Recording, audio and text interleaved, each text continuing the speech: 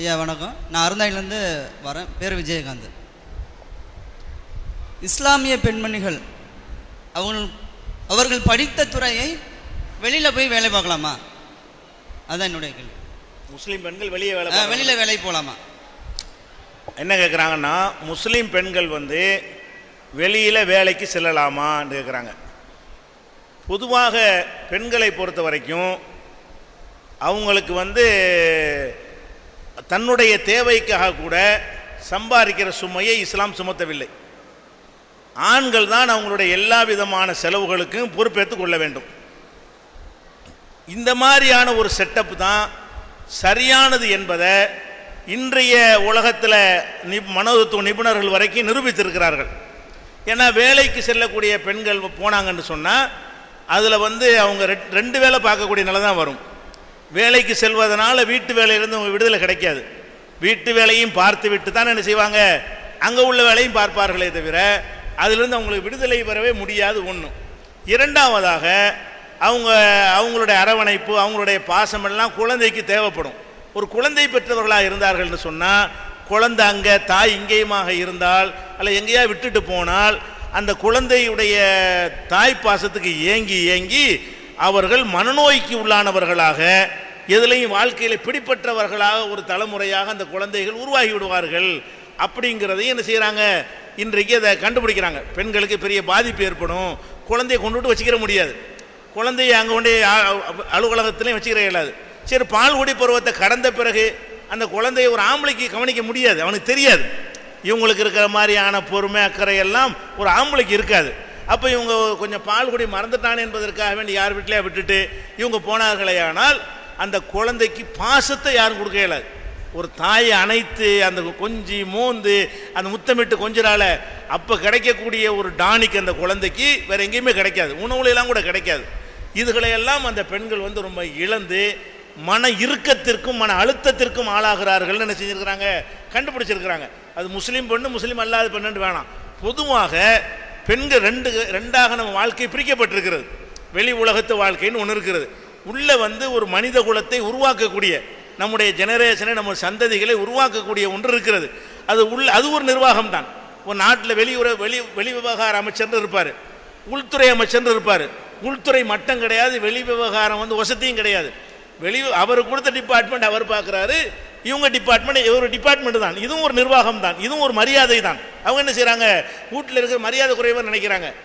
உங்கள் பிள்ளையை நீங்கள் வளர்க்குறது என்பது மரியாதை குறைவு கிடையாது. உங்கள் பிள்ளைக்கு நீங்கள் பாலூட்டுவதும் நீங்கள் அன்பு செலுத்துவதும் அவங்கள ஒவ்வொரு வினாடி அக்கறையோடு பார்த்து கொள்வதும் அது ஒரு கேவலம் கிடையாது, அது இழிவு கிடையாது. அதற்கு யார் தகுதியாக இருக்கிறாங்களோ அவங்கள்ட்ட அந்த பொறுப்பை என்ன செய்யணும், ஒப்படைக்கணுங்கிற வகையில் இயன்ற அளவுக்கு, அதாவது ஆணோ பெண்ணோ, முஸ்லீம் அல்லாதவங்களோ, ஆண்கள் உழைங்க. ஆண்களுக்கு தான். ஏன்னா அவங்களுக்கு பிரசவ காலத்தில் வேலை செய்ய, ஒரு கம்பெனியில் வேலை சேர்த்தா கூட பெண்களை இப்போ யோசிக்கிறாங்க. ஏன்னு கேட்டால் அவங்க கற்ப காலம்னு லீவு கேட்குறாங்க, அப்புறம் பிரசவ காலம்னு வர லீவு கேட்குறாங்க.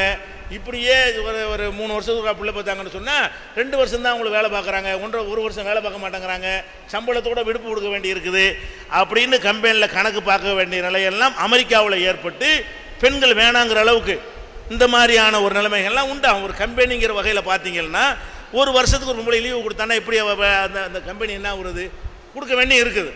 குழந்தைய சுமந்துட்டு இருக்கும்போது, பிள்ளை பத்து இருக்கும்போது அந்த மாதிரியான கட்டத்தில் கொடுக்க வேண்டியதும் இருக்குது. அந்த கம்பெனியின் நன்மையை கருதி பார்த்தீர்களா, சாத்தியமற்ற ஒரு நிலையும் ஏற்படுகிறது. இதெல்லாம் கருத்தில் கொண்டு ஆண்கள் சுமக்கணும். இது இன்னொரு விஷயத்தையும் நான் சொல்கிறேன். நம்ம எந்த மதத்துக்காரங்களாம் இருந்துட்டு போங்க, இறைவனுடைய உணவு விஷயத்துக்கு இறைவனுடைய மறைமுக அருள்னு ஒன்று இருக்குது. முஸ்லீம் சமுதாயத்தை நீங்கள் எடுத்துக்கிட்டிங்கன்னா ஆம்பளை மட்டும்தான் வேலைக்கு போகிறாங்க. 95%, 95% ஆம்பளைங்க வேலைக்கு போகிறாங்க. பொம்பளைங்க சம்பாதிக்கிறதுக்கு வேலைக்கு போகிறது இல்லை. ஆனால் நீங்கள் பார்க்குறீங்க, ஒரு முஸ்லீம் பெண்கள் எடுத்துக்கொண்டீர்களே ஆனால் அவங்க தான் அதிகமாக நகை நட்டெலாம் போட்டிருக்கிறாங்க. நீங்கள் பார்த்தீங்கன்னா அவங்களும் போய் சம்பாரித்து இந்த நகை நட்டை வாங்கலை. ஒருத்தன் தான் சம்பாதிக்கிறான். ஆம்பளை மட்டும் சம்பாதிக்கிற அந்த சமூகத்தில் தான் அதிகமான நகை நட்டு அது இது அலங்கார பொருள்கள் நிறைய அவங்க வாங்க முடிகிறது. அப்போ என்னன்னு கேட்டால், கடவுள் ஒரு மறைமுகமாக ஒரு அருள் செய்கிறார். ஒரு ஆம்பளை தன் பொறுப்பை சுமந்து அதை உணரும் பொழுது, ஒரு ஆம்பளை சம்பாத்தியத்தில் 5 பேர் சாப்பிட்டு கொண்டப்பெல்லாம் செய்கிறார்கள். சில சமூகங்கள் நம்ம பார்க்குறோம், அவனும் வேலைக்கு போகிறான், பொண்டாட்டி வேலைக்கு போகுதுண்டு, மகளையும் வேலைக்கு கூப்பிட்டு போகிறான், அம்மாவையும் வேலைக்கு கூட்டிகிட்டு போகிறான். எல்லாம் கூட்டிகிட்டு போய் மொத்தத்தில் பார்த்தீங்கன்னா ஒரு நாளைக்கு 3000-4000 ரூபா சம்பளம் வாங்கிட்டு வந்து பார்த்தா குடிசையில் தான் இருக்கிறாங்க. அவ்வளோ பணம் வந்து கூட அதுக்கு வந்து மறைமுகமான அருள், ஒரு கடவுளுடைய ஒரு அருள் அற்ற ஒரு பணமாக அது இருக்கிறது. அதையும் நம்ம கவனிக்கிறோம். நாங்கள் ஒரு ஆம்பளை சம்பாதிச்சதுனால நல்லா தான் வயிறார சாப்பிட்றாங்க, எந்த ஒரு குறையும் கிடையாது, தேவைகள்லாம் நிறைவேற்றுற அளவுக்கு எந்த ஒரு நடுத்தரமாக இருக்கிறாங்க. ஆனால் ஒரு ஆம்பளை 2 ஆம்பளை சம்பாதிக்கிறாங்க. அதையும் நம்ம கவனத்தில் கொள்ளணும்.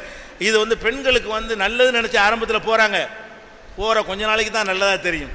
அப்புறமேல் காலகாலத்துக்கு கமிஷனர் அலுவலகத்தில் பெண்கள் முறையிடுறாங்க, பஸ்ஸில் ஏற முடியலை, இடிக்கிறாங்க, ஒன்றும் தொந்தரவு தாங்க முடியலை. மேலதிகாரிகள் எங்களுக்கு மேலே வேலை பார்க்குறோம் வந்து எங்களை மிஸ்யூஸ் பண்ண பார்க்குறான், இல்லாட்டி களங்கம் சுமத்தி வேலையை நிற்க பார்க்குறான், எங்கள் கற்பை விலையாக கேட்குறான். இதனால எங்கள் புருஷனுக்கு சந்தேகம் ஏற்படுது, மாமியாவுக்கு சந்தேகம் ஏற்படுது. அங்கேயும் நரகம், இங்கே யார் கமிஷனர் ஆஃபீஸில் வந்து கமிஷனர் ஆஃபீஸில் பெண்கள் பிரச்சனை என்னன்னு சென்னையில் அவங்க போலீஸ் கமிஷனர் விசாரிக்கிறாரு.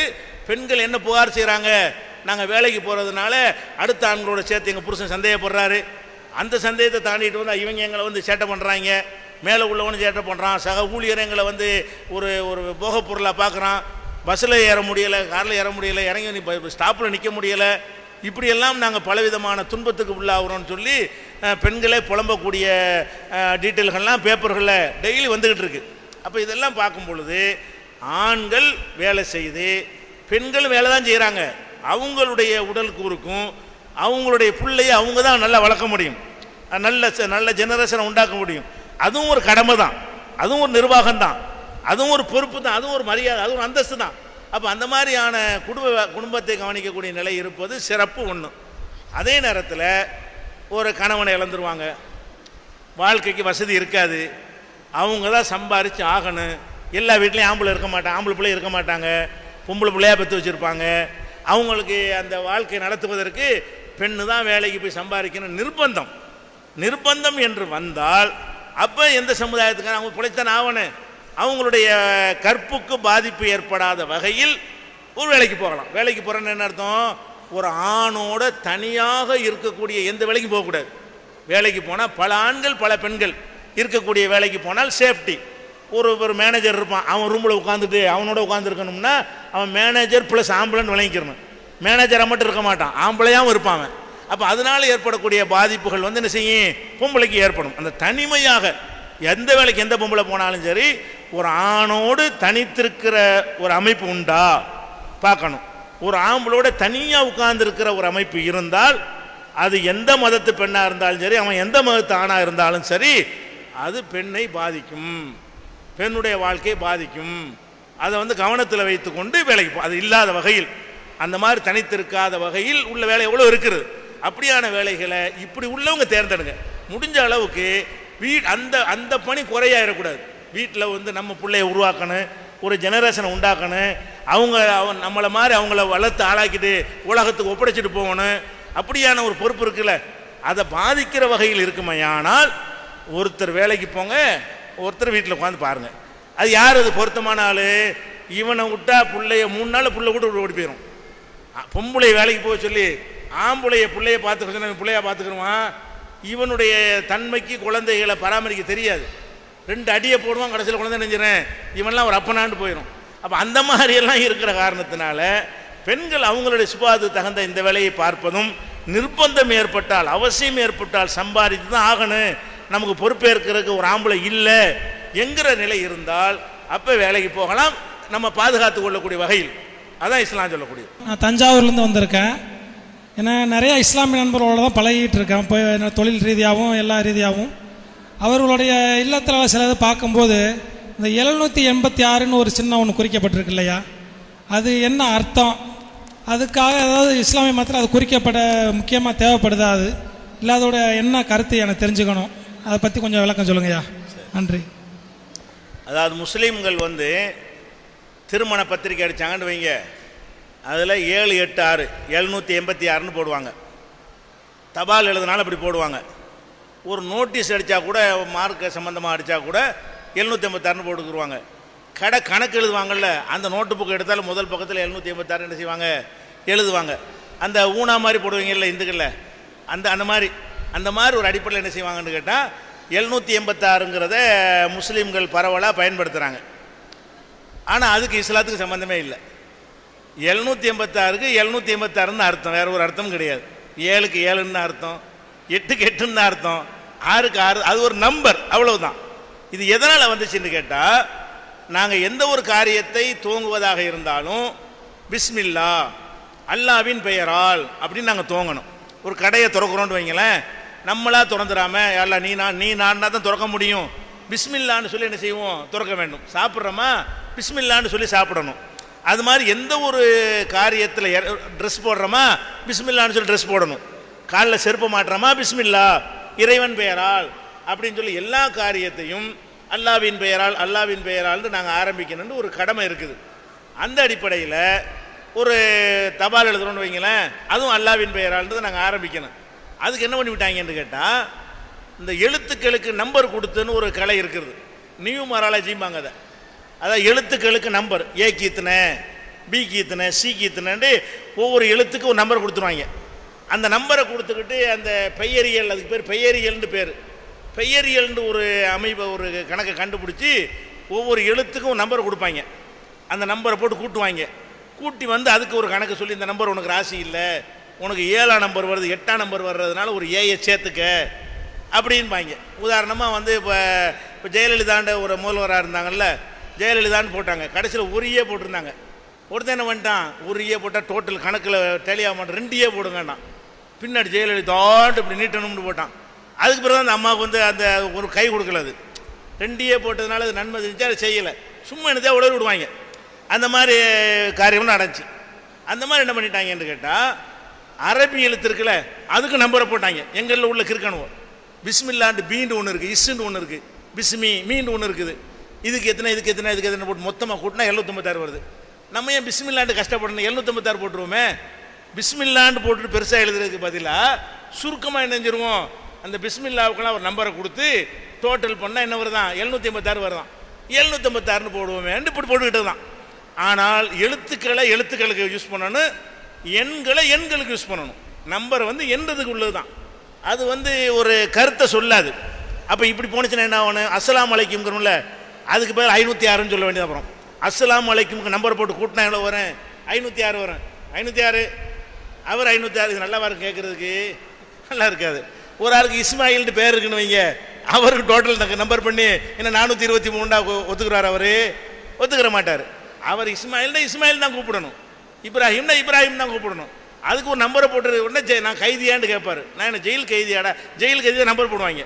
அவங்களுக்கு பேர்லாம் தெரியாத காரணத்தினால நம்பர் போட்டு கூப்பிடுவாங்க. நான் என்ன சிறைச்சாலை கைதியான்னு கேட்பாங்க. அதனால் நம்பரை போட்டு இந்த மாதிரி கூப்பிடுறதுங்கிறது நல்ல பழக்கம் இல்லை.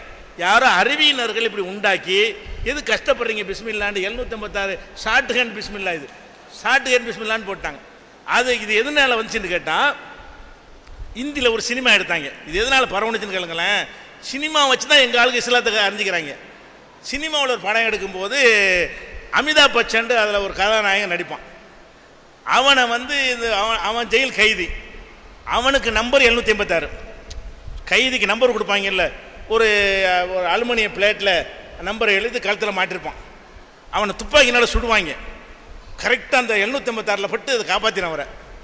அதை அவரை நெஞ்சில் படுறது அப்படி சினிமாவில் காட்டுவானா, 756 நல்ல நம்பரு, இப்படி பரப்பி விட்டானுவான்.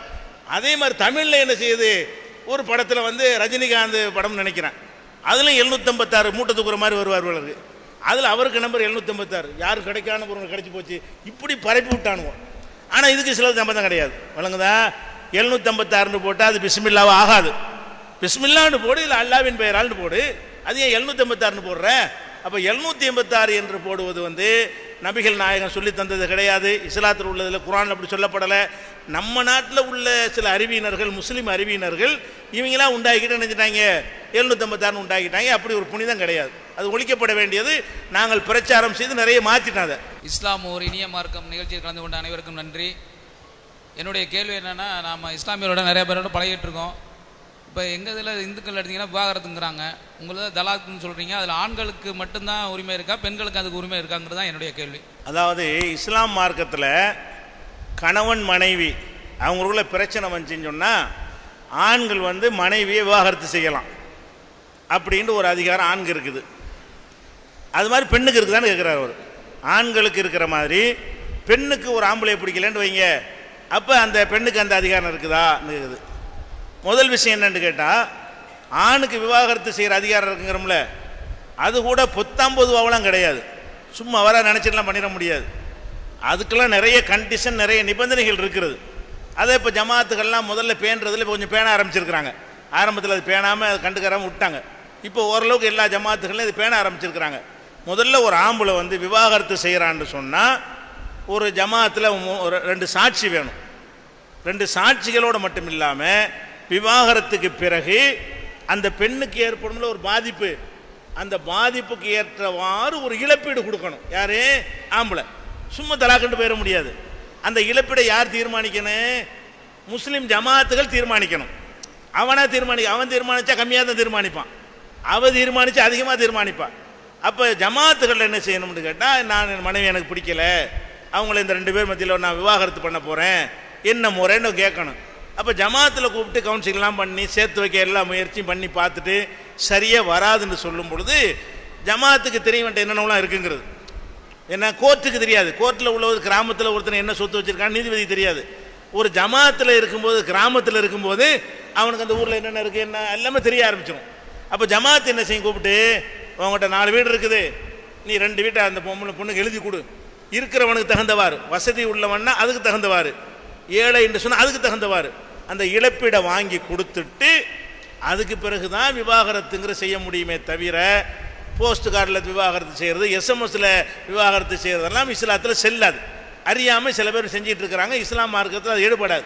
அப்போ விவாகரத்து என்பது மனைவி வேணாம்னு சொல்வதாக இருந்தால் கட்டாயம் சேர்ந்து தான் ஆகணும்னு நம்ம கட்டாயப்படுத்த முடியாது. ஏன்? பிடிக்காதவங்களை சேர்த்து வச்சா வேற மாதிரி கொலை பண்ணிட்டு போயிடுவானுவோம். மண்ணெண்ணெய் ஊற்றி கொளுத்திவிட்டு அப்படி நடக்குது. ஸ்டவ் அடித்து இளம்பெண் சாவுன்ட்டு போயிடுவாங்க. அப்போ அந்த பெண்ணை பாதுகாக்கிறதுக்காக வேண்டி வேணாங்கிறியா, சேர்ந்து வாழ எந்த வழியும் இல்லையா, உட்காரு, நீ என்ன கொடுப்ப அப்படின்னு சொல்லி என்ன செய்யணும், வாங்கி கொடுத்து தான் விவாகரத்து பண்ணணுமே தவிர அவன் இஷ்டத்துக்கு என் முன்னாடி வேணான்னு சொல்லிட்டு போனான்னு சொன்னால் அது செல்லாது. அது எங்கள் மார்க்கத்தில் விவாகரத்து ஆகாது. இழப்பீடு கொடுக்க வேண்டும் என்று குர்ஆனில் தெளிவாக கட்டளை இருக்கிறது. எங்கள் ஜமாத்தில் அது மாதிரி விவாகரத்துக்கு பஞ்சாயத்து வறுமையானால் அதை கூப்பிட்டு வச்சு பேசி அவன் சொத்துக்களை ஆய்வு செஞ்சு மனைவிக்கு உரியதை வாங்கி கொடுக்காமல் விவாகரத்தை நாங்கள் என்ன செய்ய மாட்டோம், அந்த சர்டிஃபிகேட் கொடுக்க மாட்டோம். இது ஆம்பளைக்கு உள்ளது. பெண்கள் என்ன செய்கிறாங்க, புருஷன் பிடிக்கலன்னு அவங்களுக்கு இருக்குல்ல, ஆம்பளைக்கு பொம்பளையை பிடிக்காத மாதிரி பொம்பளைக்கு ஆம்பளை பிடிக்காமல் இருக்கலாம். அது பலகாரன் குடிகாரனாக இருப்பான், சம்பாத்தியம் இல்லாமல் இருப்பான், ஒரு ஆண்மையற்றவனாக இருப்பான், எத்தனையோ காரணங்கள் இருக்கலாம். அப்போ எனக்கு என் புருஷன் பிடிக்கல, எனக்கு விவாகரத்து பண்ணி கொடுங்கன்னா அவங்களும் இதே மாதிரி ஜமாத்தில் முறையிடுவாங்க. முறையிட்டால் என்ன மேட்ருன்னு கேட்டால், இந்த கணவன்கிட்டருந்து இழப்பீடு வாங்கி கொடுப்போம்ல, அது கிடையாது. ஏன்னா அவன் வேணான்னு சொல்லலை, இல்லை அவன் வாழ்றதுக்கு ரெடியாக இருக்கிறான், இவளாக தான் வேணான்னு சொல்கிற காரணத்தினால புருஷன்ட்டேருந்து ஒரு தொகையை வாங்கி கொடுப்பாங்க இல்லையா, அது கிடையாது. அதே நேரத்தில் கல்யாண நேரத்தில் மகர்னு ஒன்று அந்த பெண் வாங்கியிருப்பாங்க. திருமணம் செய்கிறதா இருந்தால் பெண்ணுக்கு வந்து ஆம்பளை வந்து வரதட்சணை வாங்குறாங்கல்ல இன்றைக்கி, அதுக்கு உள்டாவா இஸ்லாம் மார்க்கத்தில் ஆம்பளை வந்து பொம்பளை கொடுக்கணும். கல்யாணம் பண்ணும் பொழுது அவள் 5 லட்சம் கட்ட 5 லட்சம் கொடுக்கணும். சவுதி அரேபியாக்கெல்லாம் போனீங்கன்னா கோடிக்கணக்கில் கொடுக்குறாங்க ஒரு பெண்ணை கல்யாணம் பண்ணுவதற்காக வேண்டி. அந்த மாதிரி ஒரு தொகையை மகருன்னு வாங்கியிருப்பாங்க. அப்போ தோட்டம் துறவெல்லாம் கூட மகராக வாங்குவாங்க. வீடு வாசல் பங்களாவெல்லாம் மகரை வாங்கியிருப்பாங்க. அப்போ அவனை கல்யாணம் பண்ணுறதுக்காக வேண்டி உனக்கு ஒரு வீட்டை தந்துருக்குறான், நீ இப்போ வேணாங்கிற, அவன் வேணான்னு சொல்லலை, நீ தான் வேணாங்கிற, வீட்டை திருப்பி கொடுக்குறியான்னு கேட்பாங்க. கொடுத்துட்றேன்னு சொல்லணும். ஏன்னா அவங்க எப்போ இவன் தரப்பில் மிஸ்டேக் இருந்தால் இவன் நஷ்டஈடு கொடுக்கணும். அவ தரப்பில் கோரிக்கை வந்துச்சுன்னு சொன்னால் அவள் என்னெல்லாம் வாங்கினாலும் திருப்பி கொடுத்தணும், அதான் நியாயம். அப்போ உன்னுடைய மகரை திருப்பி கொடுத்துட்டேன்னு சொன்னால் ஜமாத்தை ரத்து பண்ணிடும். ரெண்டுலேயும் ஜமாத்தை ரத்து பண்ணுது. பெண்களுக்கு அந்த உரிமை இருக்குது, விவாகரத்து உரிமை. ஆனால் என்னன்னு கேட்டால், ஆம்பளை வேணான்னு சொன்னால் இழப்பீடு வாங்கி கொடுப்பாங்க, பொம்பளை வேணான்னு சொன்னால் இழப்பீடு வாங்கி கொடுக்க மாட்டாங்க. ஏன்னா இழப்பீடு அவதானே வேணாங்கிறா, நான் தான் வாழ ரெடியாக இருக்கிறேனே. இந்த மாதிரியான அடிப்படையில் பெண்களுக்கு விவாகரத்திற்கு எளிதான முறையில் இருக்கிறது. அப்படி இல்லாட்டி என்ன ஆகும்டா, வேறு மாதிரி விதமாக போயிடும். புருஷன் பொண்டாடி பிடிக்கலன்னு வைங்களேன், இவ புருஷனை போட்டு தள்ளிடுவா, அல்ல அவன் பொண்டாடி போட்டு தள்ளிடுவான். நடந்துகிட்டு இருக்கிறது. வேறு தப்பான கள்ள காதலோட சேர்ந்து புருஷன் கொலை அப்படின்லாம் பேப்பரில், அதெல்லாம் தவிர்க்கிறதா இருந்தால் புருஷனை பிடிக்கலான்னு வேற ஒரு வாழ்க்கையை வாழ்ந்துருப்போம். உசுரோட விட்டுறவனே, அவனை ஏன் கொள்கிற அப்படிங்கிற ஒரு கான்செப்டுக்காகத்தான் பெண்களுக்கு இந்த உரிமை இஸ்லாம் வழங்கியிருக்கிறது. 2 பேருக்கும் லேசான முறையில் வழங்கியிருக்கிறது. இந்த அமைப்புக்கு வந்த அனைவருக்கும் என்னுடைய தாழ்வான வணக்கங்கள். என்னுடைய பெயர் விஜயன், மதுரையிலிருந்து வந்திருக்கிறேன். எனக்கு முஸ்லீம் நண்பர்கள் அதிகம். இப்போ என்னுடைய கேள்வி, இந்த அஸ்ஸலாமு அலைக்கும் என்று விளக்கம் சொன்னீர்கள். இறைவனின் கட்டளைங்கிறது எல்லா உயிர்களும் ஒன்று தான், வேறுபாடு கிடையாது.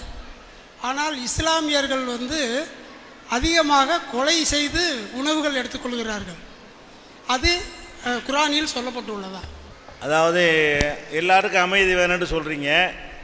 இஸ்லாமியர்கள் தான் அதிகமாக உயிரை கொலை செய்து ஆடு மாடெலாம் எடுத்து சாப்பிட்றோம்ல, கொலை செய்து அதாவது அசைவ உணவை சாப்பிடுவது கேட்குறாரு. இப்படி ஆடு மாடுகளை அறுத்து சாப்பிட்றீங்க, இது எந்த குர்ஆனில் இருக்குதா அப்படின்னு கேட்குறாங்க. இதில் இஸ்லாத்தில் என்ன இருக்குன்னு சொல்வதற்கு முன்னாடி நம்ம இந்தியாவில் அதிகமான பேர் அந்த சாப்பிட்றவங்கள சாப்பிடாதவங்களா 90% மக்கள் முஸ்லீம்கள் தான் இதை செய்கிறாங்கன்னு கிடையாது. இந்த கேள்வி முஸ்லீம்களுக்கு மாத்திரம் உள்ள கேள்வி கிடையாது. உலக அளவில் எடுத்துக்கொண்டாலும் 90% மக்கள் மாமிசம் தான் சாப்பிட்றாங்க. இந்திய அளவில் எடுத்துக்கொண்டாலும் 90% மக்கள், அது இந்துக்களாக இருக்கட்டும், கிறிஸ்தவர்களாக இருக்கட்டும், சீக்கியராக இருக்கட்டும், பௌத்தராக இருக்கட்டும், முஸ்லீமாக இருக்கட்டும், 90% மக்கள் ஆடு மாடு இறைச்சி கோழி ஏதாவது ஒரு நான்வெஜ் சாப்பிடக்கூடியவர்களாக, உயிரை கொன்று சாப்பிடக்கூடியவர்களாகத்தான் இருக்கிறாங்க. அப்போ இது அனைவரும் பதில் சொல்ல வேண்டிய ஒரு கேள்வி. முதல் விஷயம், இது இஸ்லாம் மட்டும் செய்து இந்துக்களில் யாருமே தீபாவளிக்கு கறி வாங்காமல் நீங்கள் சாப்பிட்ருக்கீங்களா? அப்போ தீபாவளி பண்டிகைக்கு இறைச்சி சாப்பிட்டு ஆகணும்னு வந்ததோ இல்லையா? அப்போ எல்லாம் தான் செய்கிறோம். அப்போ இந்துக்கள் யாருமே சாப்பிடாம, கிறிஸ்துவர் ஒருத்தருமே சாப்பிடாம, முஸ்லீம் மட்டும் இறைச்சியை சாப்பிட்டா தான் என்ன செய்யணும், ஏன் இப்படி செய்கிறேன்னு கேட்கணும். இது அனைவருமே செய்கிறோம். அனைத்து மக்களுமே குறைந்த எண்ணிக்கையை தவிர எல்லாருமே இந்த உணவாக உட்கொள்கிறோங்கிறத ஃபஸ்ட்டு நம்ம வழங்கி கொள்ளணும். ஒன்று. இரண்டாவதாக விளங்கிக்கிற விஷயம் என்னென்னு கேட்டால், இஸ்லாம் உயிரினங்களை கொன்று சாப்பிடுவதை அனுமதிக்கிறது. ஏன் அனுமதிக்குது என்று கேட்டால், மனிதனுக்கு மாத்திரம்தான் கடவுள் பகுத்தறிவு கொடுத்துருக்கிறார். ஆடு மாடு அதுக்கெல்லாம் பகுத்தறிவு கிடையாது. அவை எல்லாமே மனுஷனுக்கு படைக்கப்பட்டவை. இதுதான் இஸ்லாத்தின் கோட்பாடு. எப்படி மரம் செடி கொடி எல்லாம் படைக்கப்பட்டிருக்கிறதோ மனுஷனுக்காக வேண்டி, நம்ம நன்மைக்கு தான் எல்லாமே. ஃபஸ்ட்டு மனுஷன்தான், அவனுடைய நன்மைக்காக வேண்டி தான் அனைத்தையும் படைத்திருக்கிறேன் என்று குர்ஆனில் இறைவன் சொல்கிறார். அப்போ நம்ம நன்மைக்கு படைக்கப்பட்டிருக்கிறதுனால கடவுள் எதையெல்லாம் சாப்பிடலாம் என்று பர்மிஷன் கொடுத்துருக்கிறாரோ அந்த மாதிரி பிராணிகளை அறுத்து சாப்பிட்றமே தவிர நமக்கு நிகரானவை என்று அந்த மிருகங்களை எடுத்துக்கொள்ளக்கூடாது. இப்போ நம்ம அதில் உள்ள சாதக பாதகத்தை நம்ம பார்ப்போம். முதலாவதாக, மனிதனுக்கு பலவிதமான சத்துகள் தேவை இருக்குது. அனைத்து சத்துகளுமே தாவரத்தில் கிடைக்கிறதா? உங்களுக்கு கண் பார்வை சரியில்லைன்னு போனீங்கன்னு வைங்க, அப்போ டாக்டர் என்ன செய்வார், நீங்கள் மீன் எண்ணெய் மாத்திரம் சாப்பிடுங்க பாரு. அது ஏன் மீன் எண்ணெய் எப்படி சாப்பிட்றது? ஏன் அந்த அந்த அந்த சத்து அதில் தான் இருக்குது. மீன்லேருந்து எடுக்கக்கூடிய ஒரு எண்ணெய், மீன் எண்ணெய் மாத்திரம் சாப்பிடுங்கன்னு ஒரு சொல்வதிலிருந்து அதில் தான் அதுக்குரிய சத்து இருக்குது. அதை உணவாக போதுமான எடுத்துக்கொள்ளாதனால மாத்திரையை சாப்பிடுங்க என்று சொல்லக்கூடிய காட்சியை பார்க்குறோம். சில இடங்களில் புரோட்டீன் கம்மியாக இருக்கும். புரோட்டீன் கம்மியானவராக இருந்தார், ஏன்னா அவருக்கு டாக்டர் என்ன செய்வார், நீங்கள் மாமிசங்களை கொஞ்சம் அதிகமாக சேர்த்துக்கொள்ளுங்க, சாப்பிடுங்க அப்படின்னு சொல்கிறாங்க.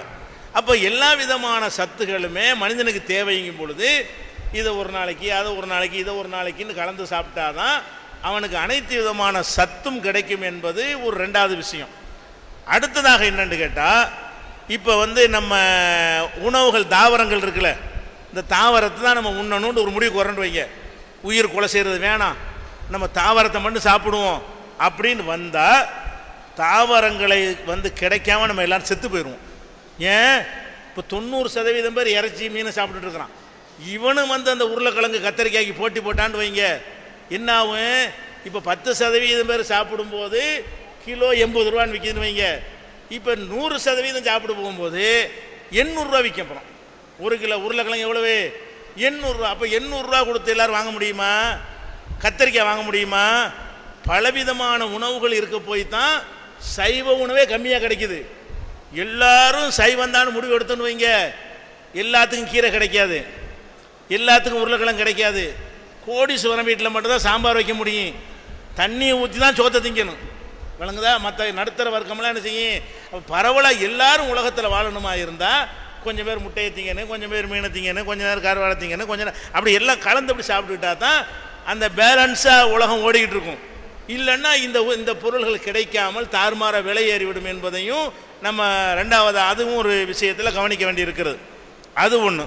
அது போக இன்றைக்கு விஞ்ஞானத்தில் தாவரங்களுக்கு உயிர் இருக்குன்னு கண்டுபிடிச்சிட்டான். முதல்ல ஆடு மாடுக்கு தான் உயிர் இருக்குன்னு சொன்னீங்க. இப்போ என்ன கண்டுபிடிச்சிட்டான்? தாவரங்களுக்கு உயிர் இருக்குது. உயிருக்கு என்ன அளவுகோல்? இந்த மைக்குக்கு உயிர் இல்லை. ஏன் உயிர் இல்லைங்கிறோம்? இது வளராது, இது இனப்பெருக்கம் செய்யாது. ஒரு மைக்கு 2 மைக்கு ஆகுமா? ஒரு மைக்கு நட்டி வச்சா இன்னொரு மைக்கு அதுலேருந்து பிறக்குமா? பிறக்காது. அப்போ ஒரு வளர்ச்சியும் இனப்பெருக்கமும் இல்லைன்னா உயிர் இல்லை. இதுக்கெல்லாம் உயிர் இல்லை. இந்த டேபிளில் இருக்கிற எதுக்குமே உயிர் இல்லை. அதே நேரத்தில் ஒரு மாங்கொட்டையை போடுறீங்க, அது வளருது, பெருசாகுது. உயிர் இல்லாமல் பெருசாகுது. அதுக்கு வளர்க்கக்கூடிய உயிர் அதுக்கு இருக்கிறது. அதே மாங்கொட்டையை சுடுதண்ணில் வேக வச்சுட்டு போட்டால் முளைக்குமா? முளைக்காது. உயிரை எடுத்துட்டீங்க, சாவடிச்சு போட்டீங்க. அப்போ உசுறு இருக்க போய் தான் அது வளருது. ஒரு மாங்கொட்டை 100 மாம்பழம் ஆகுது. 100 மாம்பழத்தில் 100 மாங்கொட்டை கிடைக்கிறது. அப்போ அது இன விருத்தி செய்கிறது, உற்பத்தி பண்ணுகிறது. அதை பார்க்குறோம். இது போக ஆண் பெண் சேர்க்கை வரைக்கும் இருக்குது. இதில் தாவரங்களில் இப்போ தாவரங்களில் பூ பூக்குதுல, அது முருங்கைப்பூவாக இருக்கட்டும், மாம்பூவாக இருக்கட்டும், பூக்கக்கூடிய பூக்களில் ஆண் பூ என்று சில பூக்கள் இருக்கிறது, பெண் பூக்கள்னு சில பூக்கள் இருக்கிறது. ஆண் பூக்கள் காய ஆகவே ஆகாது. ஆண் பூ இருக்குல்ல, அது காய ஆகவே ஆகாது. பெண் பூன்னு சொல்லக்கூடியது தான் என்ன செய்யும்? காயாகும். முருங்கை மரத்தில் ஒரு ஆண் பூவும் இருக்குது, ஒரு பெண் பூ இருக்குமே. ஆனால் ஆண் பூ முருங்கைக்காயாக வராது, பெண் பூ தான் முருங்கைக்காயாக மாறும். அது எப்படி மாறும்? ஆண் பூவில் ஒரு மகரந்த பொடி இருக்கிறது. அந்த பொடி பெண் பூவில் படணும். எப்படி படணும்னு கேட்டால், வேகமாக காத்தடிக்கும் பொழுது அந்த மகரந்த பொடி அந்த பூக்கள்லேருந்து அப்படியே அதில் ஒட்டிடும்.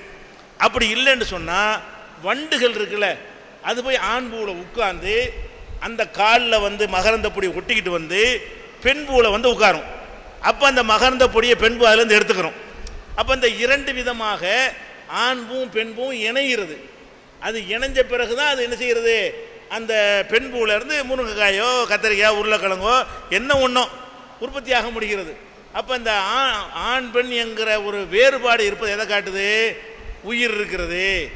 ஆண் பெண் மாதிரி சேர்ந்தா தான் அது வளருதுங்கிறத நம்ம காக்கிறோம். அப்படியும் இருக்கிறது. அதே மாதிரி நீங்கள் ஒரு செடி வைக்கிறேன்னு வைங்க, தொட்டிலில் வச்சு ஒரு செடியை வளர்க்குறீங்க. வளர்த்தீங்கன்னு சொன்னால் அது யாரும் சொல்லிக் கொடுக்க வேண்டியதில்லை. எங்கிட்ட சூரிய வெளிச்சம் அப்படியே போகும், இப்படி வராது, திருப்பிட்டு வராது. அதுக்கு சூரியன் எங்கே இருக்குன்னு அது தெரியுது. வீட்டில் வளர்க்குற ஒரு செடிக்கு அப்படி வளைஞ்சி அப்படி என்ன செய்யும்? கரெக்டாக சூரியன் இருக்கிற பக்கமே போய்கிட்டே இருக்கும். அப்போ அதுக்கு என்ன செய்யுது? வெளிச்சம் இருந்தால் தான், வெயில் பட்டால் தான் நமக்கு வளர முடியும்னு விளங்கி வெயில் இருக்கிற பக்கமாக அது ஏன் போகுது? இது போகுமா? இந்த மைக்கு 1 வருஷம் வச்சாலும் இப்படி தான் இருக்காது, நம்மளா திருப்பினது அங்கிட்டு போகும். ஆனால் ஒரு செடி என்ன செய்யும்? அதுவாகவே திரும்பி சூரியன் நோக்கி போயிடும். இதை நீங்கள் சூரியகாந்தி பூ இருக்குல்ல, அதில் நல்லா பார்க்கலாம். சூரியகாந்தின்னு அது பூக்கு பேர் வச்சிருக்கிறான். காந்தினா என்ன? காதலி. சூரியகாந்தினா சூரியனுடைய காதலின்னு அர்த்தம். அப்போ சூரியனுக்கு காதலின்னு ஒரு பூக்கு பேர் வச்சிருக்கிறான். ரோஸ் கலராக, ஆரஞ்சு கலராக இருக்கும். அதை நீங்கள் காலையில் பார்த்தீங்கன்னா கிழக்கு நோக்கி இப்படி இருக்கும். காலையில் கிழக்க தானே சூரியன் இருக்கு. சூரியன் இருக்கிற பக்கம்லாம் அது போகுங்க. சூரியன் கிழக்கு இருக்கும்போது இப்படி பார்த்துக்கிட்டு இருக்கும். சூரியன் உச்சிக்கு வரும்போது இப்படி இருக்கும். அது சூரியன் மறைவு இப்படி போயிடும், மேற்க போயிடும். ஒரு பூ தான் சூரியனை காதலிக்கிற காரணத்தினால இப்படி இருக்குங்க. காலையில், மத்தியானம் இப்படி, சாயந்தரம் இப்படி போயிடும். அது ஏன் இப்படி போகுது? உயிர் இருக்க போய் தானே போகுது. அதுக்கு உயிர் இருக்கு, சூரியன் எனக்கு வேணும், அதை நான் காதலிக்கிறேன், அது இருக்கிற பக்கம் தான் நான் திரும்புவேன் அப்படின்னு சொல்லி அந்த பூக்கள் நடக்கிறத பார்த்தோம்னு சொன்னால் உயிர் இல்லாமையாக இருக்குது. அதுலேயும் உயிர் இருக்க தான் செய்கிறது. தொட்டாச்சினிங்கன்னு ஒரு செடி இருக்குது. தொட்டுன்னு மூடிக்கணும். ஏன் மூடுது? இதை தொட்டால் மூடுமா, இதை தொட்டால் மூடுமா, அதை தொட்டால் அப்படி மூடிக்கணும். அப்படியே ஆட்கள்லாம் போயிட்டாங்க தெரிஞ்சு அப்படி விரிக்கணும், கிட்டமான மூடிக்கணும். அப்போ அதுக்குன்னு விளங்கக்கூடிய சில ஒரு அம்சம் இருக்க தான் செய்கிறது. இப்படி ஆராய்ச்சி பண்ணி தாவரங்களில் என்ன இருக்கிறது? உயிர் இருக்குன்னு சொல்லிட்டான். அப்போ உருளைக்கிழங்கு சாப்பிடலாமா? கத்தரிக்காய் சாப்பிட்டாலும் உயிரை தான் நீங்கள் சாப்பிட்றீங்க. எதை சாப்பிட்டாலும் நீங்கள் எதை சாப்பிட்றீங்க? ஒரு உயிரினத்தை தான் சாப்பிட்றோம். அவ்வளோ வேணாங்க. தண்ணி சாப்பிட்லாமா? பச்சை தண்ணி. இந்த தண்ணி இருக்க, இதில் உயிரினம் இருக்கா இல்லையா? இருக்குது. சோதனை பண்ணிங்கன்னா எவ்வளோ பாக்டீரியா, அந்த கிருமி எல்லாம் உள்ளே இருக்கும். அதெல்லாம் அது இருக்குது. கண்ணுக்கு தான் தெரியலையே தவிர கோடிக்கணக்கில் ஒரு கிளாஸ் தண்ணியில் என்ன இருக்குது, உயிரினம் இருக்கிறது. அப்படி சாப்பிட்டீங்கன்னா அந்த உயிரினத்தை உசுரோட சாப்பிட்றீங்க. கொதிக்க வச்சு சாப்பிட்டா சூப்பு போட்டு சாப்பிட்றீங்க, அவ்வளோதான். அந்த உயிரினத்தை சாப்பிடத்தானே செய்றீங்க, கொள்ளத்தானே செய்றீங்க. தண்ணி குடிச்சா கூட நம்ம உயிரினத்தை சாப்பிடாம இருக்கிறோமா இப்படின்னு விஞ்ஞானிகள் இப்போ சொல்கிறாங்க. விஞ்ஞானிகள் ஆராய்ச்சி பண்ணி சொல்கிறான், உயிரினத்தை சாப்பிடாமல் மனுஷன் வாழ முடியாது. மண்ணை திண்டா மட்டும்தான் வாழலாம். அதுலேயும் கூட உயிர் சத்து இருக்குமா நாளைக்கு ஆராய்ச்சி பண்ணி. அப்போ உயிரினத்தை சாப்பிட்றதுங்கிற ஒரு கான்செப்ட் எடுத்துக்கொண்டோமே ஆனால் நம்ம தண்ணி எதுவுமே குடிக்க முடியாது. அதுக்கடுத்து இந்த உயிரினங்களுக்கு ஒரு துன்பம் வருது, ஒரு கஷ்டமாக இருக்குன்னு நினச்சி சொல்வீர்களே, ஆனால் நம்ம பால் குடிக்கலாமா? பால் குடிக்கலாம். பாலுங்கிறது என்னது? இறைச்சி கூடாதுன்னா இறைச்சிக்கு அது அடுத்த முந்தின ஸ்டேஜ் தானே இந்த பாலுங்கிறது. அந்த பாலை வந்து அது இறைச்சி மாதிரி உள்ள அம்சம் தானே, ஒரு மிருகத்துடைய ஒரு பாட்டு தானே அது. உசுரோடு இருக்கும்போது உரி சாப்பிட்றோமா இல்லையா பாலை? அப்போ அந்த பால் மட்டும் அப்படி செய்வோம் போகுது. மனுஷன் வளர்றதே தாயிட்ட பால் குடிச்சு தானே வளர்றான். அதுலேயே அவன் நான்வெஜ் ஆகிடுறானே, அவன் வெஜிடேரியனாக வர்றதே இல்லையே. மனுஷன் பிறந்தவொடனே காய்கறி சாரையை ஊற்றுறீங்க. அப்போ மனிதனிடமிருந்து உற்பத்தி ஆகக்கூடிய பாலை தான் கொடுக்குறோம். அந்த வகையில் பார்த்தாலும் நம்ம பால் சாப்பிடுவதை எது தான் காட்டுது? எல்லாம் சைவத்தை சொல்லக்கூடியவங்களும் பால் சாப்பிட தான் செய்கிறாங்க. அதை ஒரு அடிப்படையாக நம்ம பார்க்கணும். இன்னும் சொல்ல போனால் அது ஒரு கொடுமைன்னு கூட சொல்லலாம். மாட்டுக்கு பால் சுரக்குத நமக்காக வேண்டிய சுரக்குது, அது கண்ணுக்குட்டிக்கு சுரக்குது. கண்ணுக்குட்டி இப்படி ஏமாற்றி கட்டி வச்சுட்டு உருவி குடிச்சா என்ன இருந்தது? அந்த கண்ணுக்குட்டி எவ்வளோ பெரிய வேதனை அது. அப்போ மிருகத்துக்கு இதான வதை ஒரு வகையில் பார்த்தா எதனால் செய்கிறோம்? நம்ம நன்மைக்குப்பா எல்லாம். அதுக்கு மேலே புண்ணாக்கு பருத்தி கொடி போட்டுக்குருவோம், நம்ம புண்ணாக்காயை திங்க முடியும், நம்ம பாலை சாப்பிடுவோம். அப்படிங்கிற அடிப்படையில் நம்ம நினைஞ்சிக்கிட்டோம் நம்ம நன்மைக்காக வேண்டி இதெல்லாம் செய்கிறோம். அது மாதிரி நம்ம நன்மைக்காக வேண்டி கொசு மருந்து வச்சு கொசுவை சாவடிக்கிறீங்க. உங்களை லேசாக கடிச்சக்க கொள்றீங்களா? அப்போ கொஞ்சோன்னு கடிச்சிச்சிங்கிறக்காண்டி கொள்றீங்களா இல்லையா? கொள்றீங்க. நம்ம வழியில் குறுக்க வந்தால் தைத்து அதை நடத்துறதுக்கு மனுஷன் ஃபஸ்ட்டு, மனுஷனை குறுக்க எது வந்தாலும் அழிப்போம். அதனால தான் என்ன செய்கிறீங்க? எலியை கொள்றீங்க, கொசு மருந்து வச்சு கொசுவை சாவடிக்கிறீங்க, ஈ மருந்து வச்சு ஈயை சாவடிக்கிறீங்க. அது மாதிரிலாம் இருக்குதா இல்லையா? அப்போ அது மாதிரி வந்து இன்றைக்கி நாய் கடிச்சிருச்சுன்னா அதுக்கு மருந்து வேணும். எதுலேருந்து எடுக்கிறான் நாய்கடி மருந்து? அதை உயிரை கொல்லக்கூடாதுன்னு நாய்கடியில் எல்லாம் செத்து போயிடுவோம். நாய்கடிக்குள்ளே மருந்து குதிரையிலேருந்து தான் எடுக்கிறான். நாய்கடிக்குள்ள மருந்து குதிரையில் ஊட்டியில் போனால் என்ன செய்யணும்? அதுக்கு அந்த மாதிரி கிளைமேட்லாம் எடுக்க முடியும். அப்போ எத்தனை மாடுகளை கொன்று எத்தனை குதிரையை கொன்று அதிலிருந்து அந்த மருந்து எடுக்கிறான், அதை ஊசியாக்கி நமக்கு போடுறான், நம்ம நாய்கடிலேருந்து காப்பாற்றப்படுறோம். இப்படி நிறைய பார்த்தோம்னு சொன்னால் உயிரினங்களை நம்ம அழித்து கொண்டே தான் இருக்கிறோம். வழங்குதா? உயிரினங்களை அழிக்காமல் உலகத்தில் வாழவும் முடியாது. இது ஒரு விஷயம். அது போக என்னன்னு கேட்டால் நடைமுறைக்கு சாத்தியம் இல்லை. இப்போ இந்த பல்கேரியா இருக்குல்ல, பல்கேரியா நம்ம துருவ பிரதேசம் இருக்குல்ல, வட துருவ பகுதிக்கு போனீங்கன்னா அங்கே வந்து எதுவுமே விளையாதுங்க. பனி இருந்தால் விளையுமா? ஒன்றும் உற்பத்தி ஆகாது. அவனுக்குள்ளே உணவு என்ன? பல்கேரியாமா நாட்டில் எல்லாம் ஐஸ் கட்டி மாதிரி கடலுக்கு மேலே ஐஸ் கட்டியாக இருக்கும். ஓட்டையை விட்டு உள்ள கையை விட்டு மீனை பிடிப்பான். மீன் தான் அவனுக்கு உணவு. அவன்கிட்ட போய்கிட்டு நீ வந்து சைவம் தான் சாப்பிடணும், என்ன எந்த சைவத்தை சாப்பிடுவான்? செத்து போயிடுவான். அப்போ எல்லா இடத்துலையும் கான்செப்ட் ஒர்க் அவுட் ஆகுமா? நம்மளே பல்கேரியாவில் போயிருந்தால் என்ன ஆகுறது? அதை பார்க்கணும். இன்னும் சொல்ல போனால் மனிதனுடைய உடல் அமைப்பு நீங்கள் எடுத்துக்கொள்ளணும். இயற்கையாக அவனுக்கு மட்டும்தான் ரெண்டும் செமிக்கிற மாதிரி கடவுள் படைச்சிருக்கிறார். மனுஷனுக்கு மட்டும்தான் இறைச்சி சாப்பிட்டாலும் ஒர்க் அவுட் ஆகும், கீரையை சாப்பிட்டாலும் ஒர்க் அவுட் ஆகும். ஆனால் புலி வந்து புல்லை திங்குமா? புலி பசித்தாலும் புல்லை தின்னாது. புலி வந்து ஆடு மாடு அடித்து சாப்பிடுமே தவிர புல்லுக்கட்டை கொண்டு போய் போட்டால் ஒரு வருஷம் ஆனாலும் திங்காது. அதை ஏன்? அது எடுக்காது. அதை ஜீரணிக்கிற வகையில் அது படைக்கப்படலை. நம்மளை மட்டும்தான் எப்படி படைச்சிருக்கு? ரெண்டும் சேமிக்கக்கூடிய வகையில் மனிதனுடைய உடல் படைக்கப்பட்டிருக்கா இல்லையா? எதை தின்னு நமக்கு மோசமாகி போச்சு? ஒன்றுமே ஆகலை. அப்படிலாம் வச்சு பார்க்கும் பொழுது இந்த உயிர் வதைங்கிறது வந்து ஒன்றும் கிடையாதுங்க. அது இல்லாட்டி வாழ முடியாது. ப்ராக்டிக்கல் நம்ம சிந்திக்கணும். ஸோ வரட்டு தத்துவமாக சொல்லி சமூகத்துக்கு கேடு விளைவிக்கக்கூடியதை நம்ம உண்டாக்கிடக்கூடாது. எல்லாரும் யோசிச்சு பார்க்கணும். சரி, எல்லாம் இருந்தால் தான் நமக்கு நன்மையாக இருக்கும். அப்போ தான் பல பேரும் வாழ முடியும். மீன் பிடிச்சி மீனவர்கள்லாம் என்ன ஆகுறது? பெருமாள் மீன் சாப்பிடக்கூட மீனவர் இப்போ ஒரு 2 மீனவனை பிடிச்சிக்க வேண்டிய போராட்டம் பண்ணுறாங்க. அப்போ உலகம்லாம் சேர்ந்து மீன் சாப்பிட மாட்டேன்னு என்ன வருது? அவங்க இது என்ன வருது? அவன் வாழணுமா இல்லையா? அப்போ இப்போ மனிதன் பிழைப்பதற்கு நிறைய வழிமுறைகள் இருக்கணும். ஒருத்தன் மீன் பிடிச்சி வாழணும், ஒருத்தன் மாட்டை வளர்த்து வாழணும், ஒருத்தன் கோழியை வளர்த்து வாழணும், ஒரு முட்டையை விற்று வாழணும். இப்படி பலவிதமான விஷயங்கள் இருந்தால் தான் அவன் வாழ முடியும். நம்ம திங்கிற 2வது விஷயம். அப்படி தொழில்கள் வந்து பல வெரைட்டிகளாக இருந்தால் தான் அப்போ வந்து பலவிதமானதுகள் கிடைக்கும். இந்த ஆடு மாடெலாம் அறுக்கக்கூடாதுன்னு கான்செப்ட் ஆகிடுச்சின்னு சொன்னால் உங்களுக்கு மலை கோட்டு போட முடியாது, செருப்பு ஷூ போட முடியாது. ஷூவெல்லாம் தோல்லாம் செய்கிறான். அப்படின்லாம் இப்ப நிறைய விஷயங்கள் ஒன்றை வச்சு இப்படி புடைச்சிக்கிட்டு இருக்கிறோம் சங்கிலி தொடரா. அப்போ பொருளாதார ரீதியாக சிந்திக்கும் பொழுது இந்த சைவம் தான் சாப்பிடணுங்கிற ஒரு கொள்கை வந்து அது சிறந்த கொள்கைன்னு சொல்ல, சாப்பிட்றவங்க சாப்பிட்டுக்கலாம், அது ஒரு விஷயம். அதைத்தான் எல்லாரும் செய்யணும்னு சொல்லுவது நல்லது கிடையாது. ஒருத்தருக்கு பிடிக்கலையா, எனக்கு கத்திரிக்காய் தான் வேணுமா, நல்லா சாப்பிட்டு, யாரும் அதை வந்து நீ போய் கறி சாப்பிட்னு யாரும் சொல்ல மாட்டாங்க. அதே மாதிரி அவங்களும் என்ன செய்யணும்னு கேட்டால், சரி இந்த ஆளுக்கு நல்ல உதவி செய்கிறாங்க, நமக்கு போட்டிக்கு வராமல் அவன் 50 பேர் கத்திரிக்காய்க்கு வந்து நம்ம கத்திரிக்காய் கிடைக்காது அப்படி நினைச்சு என்ன செய்யணும், அதை பாசிட்டிவாக எடுத்துக்கொள்ள வேண்டும். 3 கேள்விகள். முதல் கேள்வி, ரம்ஜானுக்கு ஏழைகளுக்கு மட்டும் மட்டன் கொடுப்பது ஏன்? உங்கள் ஆளுக்கு மட்டும் கொடுக்குறீங்களே, அது ஏன்? 2, பெரிய பெரிய அறிவாளிகள்லாம் இப்போ உங்கள் மதத்தில் சேர்ந்துக்கிட்டு இருக்காங்க. யாரும் கட்டாயப்படுத்தி நீங்கள் ஒன்று என்னை போய் முஸ்லீம்லாம் சேர முடியுமா? நான் முஸ்லீமாக ஆசைப்படுறேன், என் வயசு 68 ஆச்சு. நான் வந்து காபிராக இருக்கலாம், ஆனால் முஸ்லீமாக முடியாது. அதனால் பெரிய பெரிய உலகம் அழிகிறதுன்றது உங்கள் மதத்தில் சொல்லியிருக்கு. உலகம் அழியுமா அழியாதா? அழியும் அப்படின்னு உங்கள் மதத்தை சொல்லியிருக்குன்னு நான் நினைக்கிறேன். அதுக்கு 7 காரணம் இருக்காமே, 7 அடையாளங்கள் தெரியும்னு உங்கள் குர்ஆனில் சொல்லப்படுது.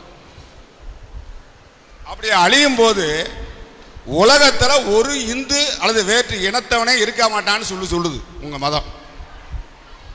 உலகம் அழியும். இந்த உலகம் அழியும் போது ஒரு ஆளு கூட பூராமே முஸ்லீம் தான் இருப்பேன், அப்பதான் உலகம் அழியும்னு வருது. அப்போ உலகம் எப்போ அழிகிறது? நாங்கெல்லாம் எப்போ முஸ்லீம் ஆகுறது? சரி, அங்க மதம், உங்களுடைய மதம் சொல்லுது, உங்க குர்ஆன் சொல்லுது, அது தப்போ ரைட்டா எனக்கு தெரியாது. ஆனால் உங்கள் குர்ஆன் சொல்லுவதாக அறிஞர்கள் சொல்லுகிறார்கள், உங்கள் மாதிரி ஒரு அறிந்தவர் சொல்லுகிறார்கள். இது இந்த 2வது கேள்வி முக்கியம். அதுக்கு 7 பாயிண்ட் இருக்கு. 7 உலக அழியிறதுக்கு முந்தி 7 இது தெரியும், அடையாளங்கள் தெரியும்னு சொல்லுது. அது என்னென்ன அடையாளம்? அப்புறம் குடிக்கிறவன் முஸ்லீம் கிடையாது, குடிக்க கூடாதுன்னு சொல்லியிருக்காங்கல்ல, அது வந்து இது உங்கள் சமாச்சாரம். இருந்தாலும் குடிச்சியே அழிவதால் அந்த பள்ளிவாசலுக்கும் மசூதிகளுக்கும் உங்கள் இனத்தவருக்கும் மிகப்பெரிய அவப்பெயர் ஏற்படுகிறது. நான் இன்னும் எனக்கு நிறையா பேசணும்னு வச்சேன், பேசுறதுக்கு அடுத்து கொஞ்சம் பிரேக் இருக்கிறனால இந்த 2வது கேள்வி இருக்க உலகம் அழியும், அதுக்கு 7 காரணங்கள். பள்ளிவாசலுக்கு இதே மாதிரி ஆள் போக முடியுமா, நான் போகலாமா அப்படிங்கிறதுக்குள்ள சொல்லிட்டு கேட்டுக்கொள்கிறேன். சரி,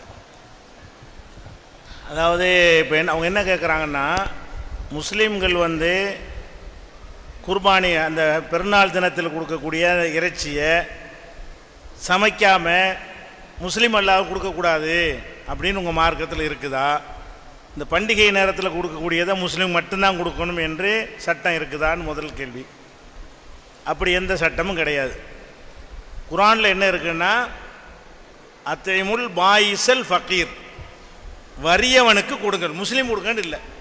இந்த குர்பானி இறைச்சி அறுத்து உங்களுக்கு தேவையான எடுத்துக்கொண்டு யாரெல்லாம் வறியவர்களாக ஏழைகளாக இருக்கிறார்களோ அவர்களுக்கு கொடுங்கள், இதுதான் குர்ஆனில் உள்ள கட்டளை. அப்போ இந்த ஏழையாக இருக்கிறவர்கள் யாராக இருந்தாலும், அவங்க முஸ்லீமாக இருந்தாலும் கிறிஸ்தவராக இருந்தாலும் அந்த இறைச்சியை சமைக்காமலே கொடுக்கலாம், சமைச்சியும் கொடுக்கலாம், அதுக்கு எந்த விதமான தடையும் கிடையாது. விளங்காமல் சொல்லியிருக்கிறாங்க, முஸ்லீமுக்கு தான் அதை கொடுக்கணுங்கிறது அறியாமையினால் சொன்ன ஒரு பதில் தவிர அல்லாஹ் சொன்னது கிடையாது, குர்ஆனில் உள்ளது கிடையாது, நபி சொன்னது கிடையாது. அடுத்ததாக வந்து இன்னொரு விஷயத்தை கவனிக்கணும். பொதுவாக இந்த கொடுக்குற விஷயங்கள் இருக்குல்ல, அதில் வந்து இஸ்லாம் வந்து ரொம்ப ப்ராடாக எந்த அளவுக்கு ஆக்கியிருக்குன்னு கேட்டால், எங்களுக்கு ஜக்காத்துன்னு ஒரு கடமை இருக்குது. அதாவது எங்களுடைய சொத்துக்களை வந்து கணக்கு பண்ணி 2.5% அதை வந்து அறப்பணிக்காக கொடுத்தாகணும். ஒவ்வொரு முஸ்லீமும் 1 கோடி ரூபாய் இருந்துச்சுன்னு சொன்னால் அவர் 2 லட்ச ரூபாய் செய்யணும், அவர் கொடுத்தாகணும். அப்போ 2.5% வந்து ஜக்காத்து என்கிற பெயரில் வந்து கொடுக்கணும்னு சட்டம் இருக்கிறது. அது எதுக்கு கொடுக்கணும் என்றால் 8 காரியங்களை கொடுக்கணும்னு குர்ஆனில் சொல்லப்படுது. குர்ஆனில் வந்து 9வது அத்தியாயத்தில் 60வது வசனத்தில் நீங்கள் இதை பார்க்கலாம். 8 காரியங்களை கொடுக்கணும்னு. அந்த 8 காரியத்தை சொல்லும் பொழுது ஒரு காரியம் என்னன்னு கேட்டால், முஸ்லீம் அல்லாத மக்களுடைய கசப்பை நீக்குவதற்காக அவங்களுக்கு கொடுங்க. அதான் எந்த அளவுக்கு நான் ஜக்காத்துன்னு ஒரு மார்க்கத்தில் கடமையாக்கி அதை 8 வழியில் செலவு செய்யலாம்னு சொல்லி, அந்த 8ல் ஒரு வழி என்னவென்று சொன்னால், முஸ்லீம் அல்லாதவங்களையா பார்த்து தேடி தேடி இந்தாங்க நீ கஷ்டப்படுறீங்கன்னு சொல்லி கொடுங்க அப்படின்னு சொல்லக்கூடிய ஒரு மார்க்கம். அப்போ ஜக்காத்துங்கிற மத கடமையில் வசூலிக்கக்கூடிய ஒரு நிதியை கூட முஸ்லீம் அல்லாதவங்களுக்கு 8ல் 1 பங்கு கொடுத்தாகணும் என்று சொல்கிற ஒரு மார்க்கத்தில் இப்படியெல்லாம் வேறுபடுத்துறதுக்கு எந்த விதமான ஒரு முகாந்திரமும் கிடையாது. அடுத்ததாக வந்து இந்த காஃபிர்னு சொல்கிறாங்கன்னு ஒரு வார்த்தையை சொன்னாங்க. அது காஃபிர்னா இதை திட்ட வார்த்தைங்கிற மாதிரி நினைத்து கொண்டு அந்த பல பேர் நினைத்து கொண்டிருக்கிறார்கள். முஸ்லீம் என்பதற்கு எதிர்ப்பதான் காஃபி. முஸ்லீம் அல்லாதவர், வேற ஒரு கெட்ட அர்த்தம்லாம் கிடையாது. முஸ்லீம்னா நான் முஸ்லீம்ங்கிறோம்ல, முஸ்லீம்னா முஸ்லீமும், நான் முஸ்லீம்னா முஸ்லீம் அல்லாதவர். அப்போ இந்துவாக இருக்கட்டும், கிறிஸ்துவாக இருக்கட்டும், நாத்திகராக இருக்கட்டும், யாராக இருக்கட்டும், முஸ்லீம் அல்லாத ஒருவரை முஸ்லீம் அல்லாதவர் என்று சொல்வது திட்டுறதா? அது காஃபிருங்கிறத வந்து திட்டுற மாதிரி வார்த்தைன்னு நிறைய பேர் தப்பாக என்ன செய்கிறாங்க, அர்த்தம். காஃபிர்னா இஸ்லாத்தை ஏற்காதவர்னு அர்த்தம். கஃபரன்னா மறுத்தாரு, ஏற்கலை அப்படின்னு அர்த்தம். அப்போ இஸ்லாத்தை ஏற்காத ஒருத்தரை ஏற்காதவர்னு சொன்னால் அது கெட்ட வார்த்தையா? ஏற்றவர் ரெண்டு தான் இருக்கிறது. இஸ்லாத்தை ஏற்றுக்கொண்டால் ஏற்றவர், ஏற்கலை என்று சொன்னால் இந்துவாக இருந்தாலும் ஏற்காதவர் தான், கிறிஸ்தவராக இருந்தாலும் இஸ்லாத்தை ஏற்காதவர் தான், நாத்திகராக இருந்தாலும் ஏற்காதவர் தான். அப்போ இந்த காஃபிருங்கிற அந்த வார்த்தை அரபியில் உள்ள ஒரு வார்த்தை, இங்கே ஒரு தவறான ஒரு அர்த்தத்தில் என்ன செய்கிறாங்க, காஃபிர்னு அப்படி கிடையாது. முஸ்லீம் காஃபிருங்கிறது வந்து நல்லிணக்கமான வார்த்தை தான், இஸ்லாத்தை ஏற்காதவர்கள் அப்படிங்கிற அர்த்தம். அந்த அர்த்தத்தில் சொல்ல பயன்படுத்தணும். அவங்க தப்பான அர்த்தத்தில் ஒருவேளை பயன்படுத்தி இருப்பாங்களா என்னன்னு தெரியலை, நீங்கள் புரிகிற அளவுக்கு. ஆனால் அது கெட்ட வார்த்தை கிடையாது. அது குரானில் காஃபிருங்கிற வார்த்தை இருக்குது. எதுக்கு சொல்லப்படுதுன்னா இஸ்லாத்தை ஏற்காதவர்கள் அப்படிங்கிற அர்த்தத்தில் தான் அது சொல்லப்படுகிறது. அடுத்தது வந்து பள்ளிவாசலுக்கு நாங்கள்லாம் வரலாம், எல்லாம் ஒரு கேள்வி தான் அவர் கேட்டதுலாம், துண்டு துண்டாக இருந்தாலும் பிற மத நல்லிணக்கம்ங்கிறதுக்குள்ளே எல்லாம் ஒடியாந்துருது. பள்ளிவாசலுக்குள்ளே நாங்கள்லாம் வரலாமா அப்படின்னு கேட்டார். எல்லாரும் வரலாம் பள்ளிவாசலுக்குள்ளே. நபிகள் நாயகம் காலத்தில் வந்து முஸ்லீம் அவங்க பள்ளி தான் அலுவலகமாக இருந்தது. பிற நாட்டு தலைவர்கள் அங்கே தான் வந்து அவங்கள சந்திப்பாங்க பள்ளிவாசலில். பள்ளிவாசலில் தான் ஜக்காத்து விநியோகம்லாம் நடக்கும், எல்லோரும் வாங்கிட்டு போவார்கள். இப்போ பள்ளிவாசல் என்பது தான் தலைமை செயலகமாக இருக்கும் பொழுது நபிகள் நாயகம் கட்டின அந்த பள்ளிவாசல்லையே முஸ்லீம் அல்லாத மன்னர்கள் தலைவர்கள்லாம் வந்து அவங்கள பார்த்துட்டு போயிருக்கிறாங்க. பள்ளிவாசல் வெளியே நில்லு, வேறு இடத்துல பார்த்துக்குருவோம் என்று நபிகள் நாயகம் தடுக்கலை. இன்னும் சொல்ல போனால் நம்ம நாட்டை கடந்து நீங்கள் போனீங்க என்று சொன்னால் முஸ்லீம் அல்லாதவங்களை அமெரிக்காவுக்கு போய் பாருங்கள், நிறைய கிறிஸ்தவர்கள் வந்து பள்ளிவாசலில் வந்து தொழுகும்போது உட்காந்து பார்த்துட்டே இருப்பாங்க என்ன செய்கிறாங்கன்னு. முஸ்லீம்கள் தடுக்க மாட்டாங்க. சிலர் பேர் தொழுகையில் சேரவும் செஞ்சுக்கிடுவாங்க. அப்போ வெளிநாடுகளில் எல்லாம் இஸ்லாம் வந்து நல்லா வளர்றது காரணம் என்னன்னு கேட்டால் அவங்க வர்றாங்க, இவங்க என்ன ப்ரேயர் பண்ணுறாங்கன்னு அறிஞ்சிக்கிற விரும்புகிறாங்க. நாங்கள் பள்ளிவாசலில் என்ன செய்யணும்னு உங்களுக்கு தெரியுமா இல்லையா? பள்ளிவாசலோட முஸ்லீம்லாம் உள்ளே போயிடுறான், என்ன அங்கே செய்கிறான்னு யாருக்கும் தெரியாது உங்களுக்கு. அப்போ உள்ளே போனால் நாங்கள் என்ன செய்கிறோம், கை கால் முகத்தையெல்லாம் கழுவணும். தொழுகிறதுக்கு முன்னாடி யூரின் போய் அதெல்லாம் பாஸ் பண்ணி அதை கழுவிட்டு அப்புறமேல கை கால் முகத்தெல்லாம் சுத்தமாக்கிட்டு துடைச்சிட்டு அப்புறம் வந்து வரிசையாக நின்று எந்த விதமான ஒரு சலனம் இல்லாமல், சத்தம் இல்லாமல், கூச்சல் இல்லாமல், யாருக்கு டிஸ்டர்ப் பண்ணாமல் வரிசையாக நின்று அல்லாஹ் அக்பர்னோட குனிவும் ஒரே மாதிரி இராணுவ மாதிரி ஒரு மிடுக்கோடவும் ஒரு கட்டுப்பாடவும் ஒரு தொழுகை நடக்கும். இதுகளெல்லாம் மேலை நாடுகளில் அமெரிக்காவில், ஃப்ரான்ஸு அங்கெல்லாம் இஸ்லாம் வந்து இரண்டாவது பெரிய மதமாக இன்றைக்கி வளர்ந்துக்கிட்டு இருக்கிறது. எந்த அளவுக்கு என்றால் ஒரு 30 வருஷத்தில் முஸ்லீம் நாடாக அது மாறும்னு சொல்கிறாங்க. பிரிட்டன்லாம், ஃப்ரான்ஸ்லாம் அந்த அளவுக்கு வந்து வளர்ச்சி. அது காரணம் என்னென்னு கேட்டால் பள்ளிக்கு வர்றாங்க, பள்ளிவாசலுக்கு அவங்கெல்லாம் வர்றாங்க. வந்து என்ன செய்கிறாங்க, யாரும் எந்த முஸ்லீம் தடுக்க மாட்டாங்க, வந்து வெளியே உட்காந்து பார்த்துட்டு இருப்பார்கள். சில பேர் வரிசையில் நின்று கொள்வார்கள். அவங்களுக்கு என்ன செய்கிறது, இது நல்லா இருக்குது இந்த முறை, ஒரு நம்மளை சுத்தமாக்கி இடம் சுத்தமாக இருக்குது, மன அமைதியாக இருக்குது, கடவுளை வணங்குற முறை நல்லா இருக்கிறது, அந்த குனிந்து நிமிர்ந்து அந்த உடற்பயிற்சிக்கு நிகரான யோகாவுக்கு நிகரான ஒரு ஒரு நன்மை அதில் இருக்கிறது. இதெல்லாம் அவங்க பார்த்துட்டு இந்த மெத்தட் எங்களுக்கு பிடிச்சிருக்குன்னு அப்புறம் தான் குரான்லாம் வாங்கி படிக்க ஆரம்பிக்கிறாங்க. இங்கே இந்த நாட்டில் உள்ள முஸ்லீம்கள் வந்து நிறைய உங்களோட நெருங்கி பழகாததுனால, இவங்களை அறியாமல் இருக்கிறதுனால பள்ளிவாசல் வாங்கணுங்களாம் கூப்பிடலாம், சும்மா வாங்க வந்து வந்து வந்து உட்காந்து பார்த்துட்டு போங்களாங்க. பெண்ணுங்க ஒரு 2 முஸ்லீம் இந்து நண்பராக இருக்குன்னு வைங்களேன், தொழுவ போகும்போது நீ வாங்க உள்ளே உட்காந்துருக்கேன் தொழுதுட்டு வந்துடுறேன் உள்ளே கூட்டி விட்டு போகலாம், அது தடுக்கக்கூடாது. இப்போ எங்களுடைய நிர்வாகத்தில் 600 பள்ளிவாசல் இருக்குது தமிழ்நாடு முழுவதும். தமிழ்நாடு தௌஹீத் ஜமாத்துடைய கண்ட்ரோலில் முழு கட்டுப்பாட்டில் 600 பள்ளிவாசல் நாங்கள் வச்சுருக்கிறோம். அங்கெல்லாம் தடுக்கவே மாட்டோம். யார் வேணாலும் நீங்கள் என்ன செய்யலாம், தாராளமாக வரல, கூப்பிடவே செய்வோம், வந்து வாங்கன்னு உங்களை கூப்பிடுவோம். அதனால பள்ளிவாசலுக்கு வரக்கூடாது வேறு ஜமாத்தார்கள் இருந்தால் கூட நீங்கள் தடுக்கக்கூடாது, அவங்கள அழைக்கணும். ஏன்னா ரசூலுல்லாஹ்வுடைய பள்ளியை விட நம்ம பள்ளி புனிதமானது கிடையாது. நபிகள் நாயகம் கட்டின பள்ளியை விட நம்ம பள்ளி புனிதமா? அந்த பள்ளிக்கே அவங்க வந்து முஸ்லீம் அல்லாத மக்கள் அனுமதிச்சிருக்கும் போது நம்மளாக கட்டிக்கிட்ட பள்ளிக்கு நீங்கள் அனுமதிக்க மாட்டேங்கிறீங்க. அப்படி எந்த முஸ்லீமாக நடந்தீர்களே ஆனால் அதுக்கு இந்த மாதிரி கேள்விகளை சந்திக்க வேண்டி வரும். பின்னடைவு இஸ்லாத்தை உங்களுக்கு விளங்காமல் போயிடும். அதனால் தாராளமாக நீங்கள் பள்ளிவாசலுக்கு வரலாம், அதில் எந்த ஒரு தடையும் இஸ்லாம் மார்க்கத்தில் கிடையாது. அது ஒரு விஷயம். அடுத்ததாக உலகம் அழியும் போது எல்லாரும் முஸ்லீமாக இருப்பாங்க, அப்போ தான் உலகம் அழியுங்கிறாங்கல்ல, அப்படி கிடையாது. தலைகீழாக சொல்லியிருக்காங்க உங்கள்கிட்ட. உலகம் அழியும் போது அல்லாஹ் என்று சொல்வதற்கு ஒருத்தன் கூட இருக்க மாட்டான், அப்போ தான் உலகத்தை அல்லாஹ் அழிப்பான். அப்படி தான் இருக்குது. நேர்மாத்தமா ஒரு முஸ்லீம் இருக்க மாட்டான். ஒரு முஸ்லீம் இல்லை, எல்லாரும் கடவுளை மறந்து கடவுளை இல்லை அல்லான்னு சொல்ல கூட ஆள் இல்லைன்னு அந்த உலகம் என்னத்துக்கு? என்னை பேசுறதுக்கு ஒருத்தர் கூட இல்லாட்டி அந்த உலகம், அப்போ தான் கடவுள் என்ன செய்வார்? ஒரு முஸ்லீமாவது உலகத்தில் இருக்கிற வரைக்கும் கடவுள் உலகத்தை அழிக்க மாட்டார். அப்படித்தான் இருக்கே தவிர எல்லாரும் முஸ்லீமான எதுக்கு இப்படி அழிக்கணும்னா? எல்லாரும் முஸ்லீமான அழிக்கிறதுக்கு ஒரு லாஜிக்காவது வேணுமா இல்லையா? கடவுளுக்கு கோபம் வர்றதுக்கு ஒரு லாஜிக் என்ன? நம்மளை பற்றி ஒத்துமை பேச மாட்டேங்கிறான்னா ஒரு லாஜிக் இருக்கிறது. எல்லாரும் உங்கள் கட்சியில் சேர்ந்துட்டோன்னு கட்சியை கலப்பாங்களா யாராச்சும்? எல்லாரும் நான் ஒரு கட்சி வச்சிருக்கிறேன், எல்லாரும் என் கட்சியில் சேர்ந்துட்டாங்க, நான் என்னோட கட்சியை கலைக்கிறேன் அப்படி யாரும் சொல்ல மாட்டாங்க. எல்லாம் ராஜினாமா பண்ணிட்டேன்னு வைங்க, அப்போ கலைக்கலாம். எல்லாம் விளையாட்டு நான் எது கட்சி வைக்கணும்? அப்போ லாஜிக்கு படியும் பார்த்தாலும் இப்படி தான் அதிசயம் இருக்கிறது. இதுதான் லாஜிக்கு கரெக்டாக தான் இருக்குது. அடுத்து உலகம் அழியும் போது அந்த அறிகுறிகள் இஸ்லாமிய நம்பிக்கை பிரகாரம் ஒரு நாள் உலகம் அழியும். எப்படி இந்த உலகம் இல்லாமல் இருந்து படைக்கப்பட்டுச்சோ அந்த மாதிரி என்ன செய்யும்? உலகம் சுத்தமாக அழிஞ்சு போய் தூளாக நொறுங்கிடும், பூமி இருக்காது, வானம் எல்லாமே நொறுங்கி போயிடும், அழிஞ்சிடும். அழிச்ச பிறகு கடவுள் என்ன செய்வார்னா திரும்ப எல்லாரையும் உயிர்ப்பிப்பார். ஒரு உத்தரவில் அவருக்கு உயிர்ப்பிக்க முடியும். உயிர்ப்பித்த பிறகு நல்லவர்களுக்கு சொர்க்கம் கொடுப்பார், கெட்டவருக்கு நரகம் கொடுப்பார். இதுதான் இஸ்லாமிய அடிப்படையான நம்பிக்கை. இந்த உலகம் அழிவதை பற்றி நபிகள் நாயகத்திலே கேட்குறாங்க, எப்போ அழியும்னு. இறைவனுக்கு தான் தெரியும், எனக்கு தெரியாது, நபிகள் நாயகத்துக்கும் தெரியாது எந்த தேதியில் எந்த வருஷத்தில் அது அழியுங்கிறதுக்கு. நான் அல்லாவை தவிர உலகத்தில் யாருக்கும் இறைவன் சொல்லித்தராத ஒரு ரகசியமாக அது இருக்கிறது. முகமது நபிக்கும் தெரியாது, அதனால் எங்களுக்கும் தெரியாது, யாருக்கும் தெரியாது. அதே நேரத்தில் முகமது நபி சொன்னாங்க சில அடையாளங்கள் வேண்டால் இருக்கிறது. அந்த அடையாளங்கள் வந்த பிறகு பெரிய அடையாளங்கள் சிறிய அடையாளங்கள்னு, இந்த அடையாளங்கள் எல்லாம் வந்த பிறகு தான் உலகம் அழியும், நாளைக்கு அழியாது. அந்த அடையாளங்கள் என்னன்னு கேட்டால், இப்போ கிழக்க சூரியன் உதிக்குதுல, கிழக்க உதிக்கிற சூரியன் மாற்றி மேற்க உதிக்கும், கிழக்க உதிக்கிற சூரியன் மேற்க உதிக்கும். மேற்க உதிக்கும்னா எப்போ உதிக்கும்? பூமி ரிவர்ஸாக சுற்றணும், அப்போ தான் உதிக்கும். இப்படி சுற்றுற பூமி இப்படி மாற்றி சுற்றினா என்ன ஆயிரும்? சுற்றுற வச்சுனா முடிவு பண்ண போகிறோம். அப்போ மாற்றி சுற்றினா தூள் பறக்கத்தானே செய்யும். வேகமாக ஒரு காரு போய் 100 கிலோமீட்டரில் போகிற கார் சடன் பிரேக் அடித்தா எல்லாம் தூக்கி எறிஞ்சிடும்லங்க. அப்போ சடன் பிரேக் அடித்து அதே வேகத்தில் 100 கிலோமீட்டர் ரிவர்ஸில் வந்தால் அந்த மாதிரியாக நடக்கும். உலகம் அழிகிறதுக்கு முன்னாடி நடக்கிற காரியங்கள் கிழக்கே சூரியன் உதிப்பதற்கு பதிலாக மேற்கே உதிக்கும். அப்படின்னா என்ன? பூமி மாற்றி சுற்றும்னு அர்த்தம். பூமி ரிவர்ஸில் சுற்றி தான் 3 நாளைக்கு அப்படி சுற்றி தான் அடங்கும், உலகம் அழியும்ட்டாங்க. அது ஒரு விஷயம்.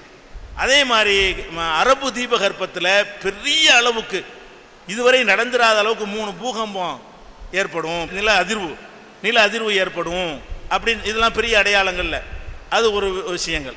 அப்படியான ஒரு காரியம் நடக்கும் அப்படிம்பாங்க. அதே மாதிரி ஒரு புகை மூட்டம் ஒன்று ஏற்படும். உலகத்தை எல்லாம் வளைக்கிற சில காடுகள் தீப்பற்றி எரிந்தால் அந்த காடே புகையாயிரும். அதே மாதிரி என்ன செய்யும்?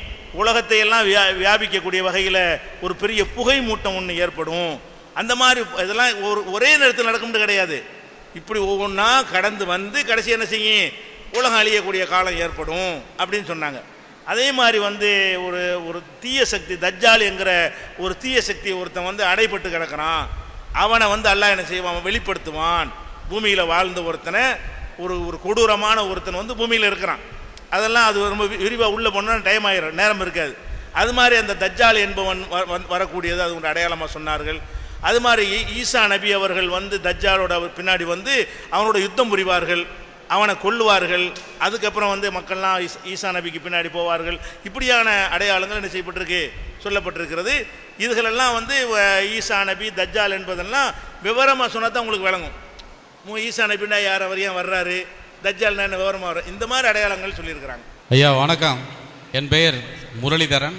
திருப்பத்தூருக்கும் காரைக்குடிக்கும் இடைப்பட்ட ஊர் கம்பனூர் கிராமத்திலேருந்து நான் வந்திருக்கேன். 4 முறை திருமணம் செய்து கொள்வது சரியா? இதற்கு சரியான விடை கொடுக்க வேண்டும். ஒருவனுக்கே ஒருத்திக்கு ஒருவன், இதை வலியுறுத்த வேண்டும். இதை எப்படி எனக்கு தெளிவாக விளக்க வேண்டும். நன்றி.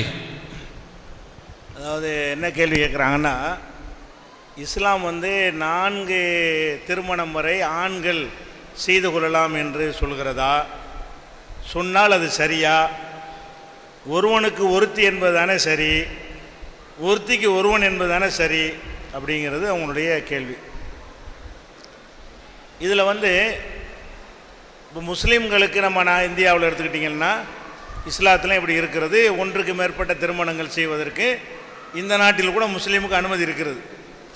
முஸ்லீம் அல்லாதவங்களுக்கு அந்த அனுமதி இல்லை. இப்போ ஒருவனுக்கு ஒருத்திங்கிறோம்ல, அந்த ஒருவனுக்கு ஒருத்தி என்கிற ஒரு விஷயத்தில் இந்த பலதார மனத்தை மறுக்கிறவங்க நிஜமான ஒரு உறுதியோடு இருக்கிறார்களா? இல்லை. கல்யாணம் பண்ணுறதுல மட்டும்தான் அந்த கருத்து வேறுபாடு வைக்கிறாங்களே தவிர, ஒரு ஆண் வந்து கல்யாணம் பண்ணாமல் வப்பாட்டியாக சிலரை வைத்து கொள்ளலாமான்னு கேட்டால் அதை இந்த நாட்டில் உள்ள சட்டமும் எதிர்க்கலை. அப்படி வைத்து கொண்டு பெரிய பெரிய சமுதாய தலைவர்களாக நம்ம நாட்டில் நடமாடி கொண்டு இருக்கிறார்கள். ஒருவனுக்கு ஒருத்தின்னா கல்யாணம் பண்ணுறதுங்கிறதுனால மட்டும் ஒருத்தி பாதிக்கப்பட மாட்டான். ஒரு மனைவி இருக்கும்போது கல்யாணம் பண்ணாமல் இன்னொருத்திய சின்ன வீடு, இன்னொரு சின்ன வீடு, இன்னொரு சின்ன வீடு என்று ஏற்பாடு செய்து கொள்வார்களே, ஆனால் அப்பவும் அந்த ஒருவனுக்கு ஒருத்தி அடிபடுது. அப்பவும் அந்த முதல் மனைவி என்பவள் பாதிக்கப்படுகிறாள். இப்போ என்ன நடமைன்னு பார்த்தீங்கன்னா, இந்த பலதார மனம் வேண்டாம்னு சொல்லக்கூடிய எல்லா சமூகங்கள்லையுமே பெரிய பெரிய தலைவர்கள் வந்து இதை மீறுகிறார்கள். எல்லாரும் மீறுகிறார்கள், பெரிய பெரிய தலைவர்களை மீறுகிறார்கள். இப்போ நான் அரசியலுக்காக நீங்கள் பல கட்சியில் உள்ளவங்களுக்கெல்லாம் நாங்கள் எந்த கட்சியிலையும் சாராதவர்கள், அரசியலுக்கு சம்பந்தம் இல்லாத ஆளுக்கு தான். ஆனால் சில ஆளுக்கு பேரை சொல்லும்போது ஒரு கட்சியில் இருக்க தான் செய்வாங்க.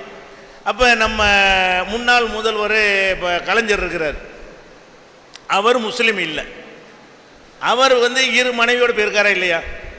அவர் முஸ்லீம் கிடையாது. ஒருவனுக்கு ஒருத்தி என்றெல்லாம் அவரும் பேசுகிறாரு. அந்த சித்தாந்தத்தை பேசுகிற அவர் ஒரு தடவை தயாளம்மாளோட போகிறாரு, ஒரு தடவை ராஜாத்தி அம்மாளோட, ரகசியமாக இல்லை, வெளிப்படையா. அப்போ ஒருவனுக்கு ஒருத்திங்கிறது இப்போ அடிபடுதுன்னு சொல்லி அவரை எதிர்த்து யாராவது கேள்வி கேட்டோமா? கேட்குற உதாரணம் இல்லை, உதாரணத்தை தான் அவரை சொல்கிறேன். அப்போ அந்த அடிப்படையில் யாரும் கைதிட்ட வேணாம். அதே மாதிரி இப்போ நம்ம அதிமுகவில் சபாநாயகர் காளிமுத்து இருந்தார். அவர் ஒருவனுக்கு ஒருத்தின்னு இருக்கலை, அவர் இரு மனைவியோட தான் வாழ்ந்தார். நம்ம திருநாவுக்கரசு நம்ம பகுதியில் தேர்தல் நின்றார், அவரே ஒருவனுக்கு ஒருத்திங்கிறதுல இருக்கலை. இப்போ ராம்விலாஸ் பாஸ்வான் இருக்கிறாரு, மத்தியில் மந்திரியாக இருக்கிறாரு, அவருக்கு ஒருவனுக்கு ஒருத்தின்னு அவர் இருக்கலை, மந்திரியாகவும் ஆக முடியுது.